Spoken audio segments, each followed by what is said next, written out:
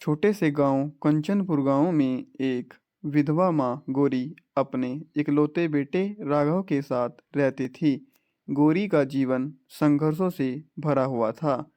उसका पति कुछ साल पहले एक बीमारी के कारण गुजर गया था। पति की मौत के बाद गौरी पर राघव की परवरिश और घर की सारी जिम्मेदारियां आ गई थी। गौरी बहुत मेहनती और आत्मनिर्भर महिला थी। वह दूसरों के खेतों में मजदूरी करके अपना और बेटे का पेट पालती थी। उनकी जिंदगी मुश्किल थी, लेकिन माँ बेटे के बीच का प्यार और आपसी समझ उन्हें हर कठिनाई से लड़ने की ताकत देता था। माँ का सपना। गौरी चाहती थी कि राघव पढ़ लिख कर बड़ा आदमी बने ताकि वह अपने जीवन में आने वाली मुश्किलों का सामना आसानी से कर सके। लेकिन गांव में पढ़ाई की सुविधाएं सीमित थी। राघव को आगे पढ़ने के लिए गौरी को पैसे जुटाने पड़ते थे। अपने बेटे की पढ़ाई के लिए वह दिन रात मेहनत करती थी।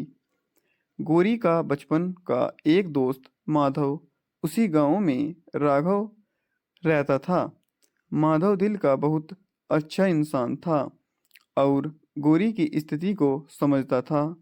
वह हर संभव तरीके से गौरी की मदद करता था।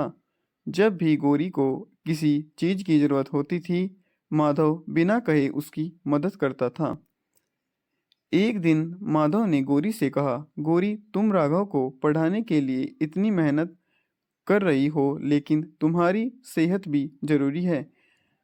अगर कभी तुम्हें किसी चीज की जरूरत हो तो मुझे बताना।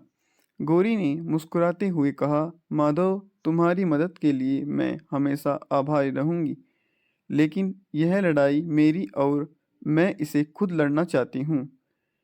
कुछ महीनों बाद गांव में एक बड़ा सूखा बड़ा खेत सूख गए, फसलें बर्बाद हो गई और मजदूरी के काम भी बंद हो गए।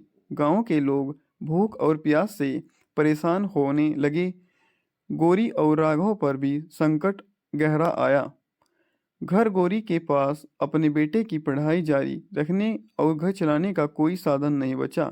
गौरी ने हार मानने के बजाय अपने पुराने गहरे गहने बेचकर कुछ पैसे जुटाए।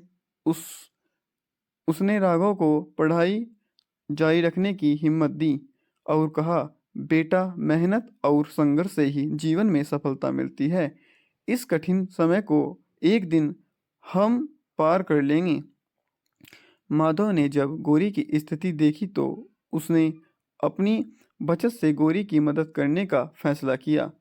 उसने गौरी से कहा, तुम्हें और राघव को इस मुश्किल वक्त में अकेले लड़ने की जरूरत नहीं है, मैं यहाँ हूँ।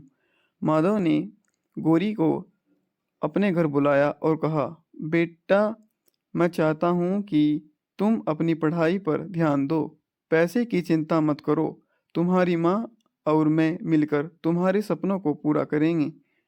राघव ने माधव के इस सहारे को अपने जीवन की सबसे बड़ी प्रेरणा माना और अपने सपने को पूरा करने के लिए और भी अधिक मेहनत करने लगी। राघव ने अपनी पढ़ाई में पूरी लगन दिखाई। गांव के स्कूल में उसने अपनी शिक्षा में हमेशा पहला स्थान हासिल किया। जब उसने 10वीं की परीक्षा पास की तो गांव के बड़े स्कूल में पढ़ाई के लिए उसे शहर जाना पड़ा। गौरी ने अपनी सारी जमा पूंजी लगाकर राघव को शहर भेजा। शहर में राघव ने बहुत संघर्ष किया। दिन में वह पढ़ाई करता और रात में पार्ट टाइम काम करता।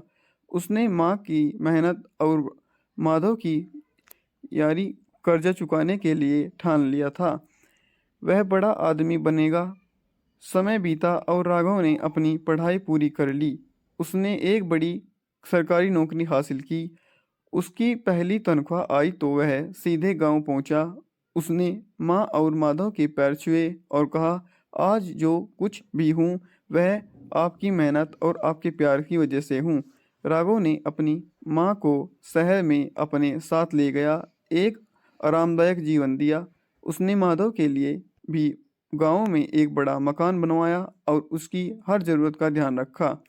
गौरी ने राघव को गले लगाते हुए कहा, बेटा मैंने तुम्हें कभी हारना नहीं सिखाया। तुम्हारी मेहनत और माधव की यारी हमें इस मुश्किल वक्त से बाहर निकाला।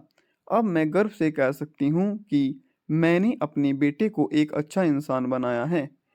मुसीबत के समय सच्चे दोस्त और परिवार ही सहारा बनते हैं। मेहनत और संघर्ष जीवन में सफलता का मार्ग प्रशस्त रहता है। कभी हार मत मानो, क्योंकि हर कठिन समय के बाद अच्छे दिन जरूर आते हैं। यारी और रिश्तों की अहमियत को समझो, और कठिनाई कितनी भी बड़ी क्यों ना हो, सच्ची राहें और सच्ची दोस्त हमें डटकर सामने का मुकाबला करना चाहती हैं। हमारे चैनल को लाइक और सब्सक्राइब कीजिए और कमेंट कीजिए। Thank watching now.